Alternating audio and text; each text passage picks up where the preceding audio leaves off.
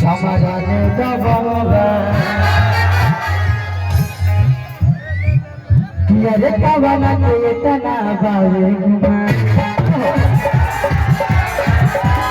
अपन से बड़े देखा पहुंचा अरे कावना के तना बावे अपन से बड़े देखा पहुंचा बाबू तेरा घरवा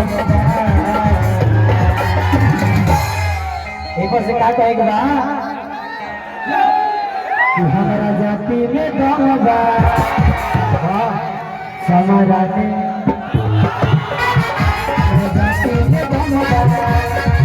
समाराने दम बा अरे समाना के तना बारे अमना के बारे का कहला बाबू तेरा घरवा हमारा जाति में दम बा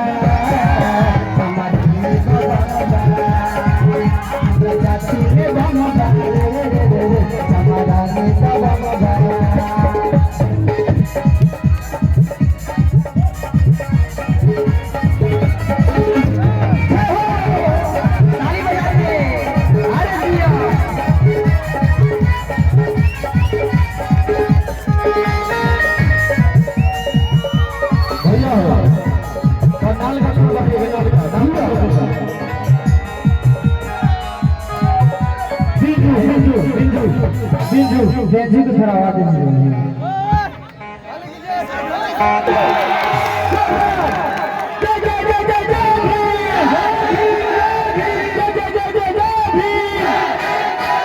तो आइए मेरे भाई अब हमारे बीच अजनी अंजल जी भी आ रही है आर्मी मेरी हमारे भारत की बेटी भारत की शेरनी लेकिन कहा जाता है कि शेरनी का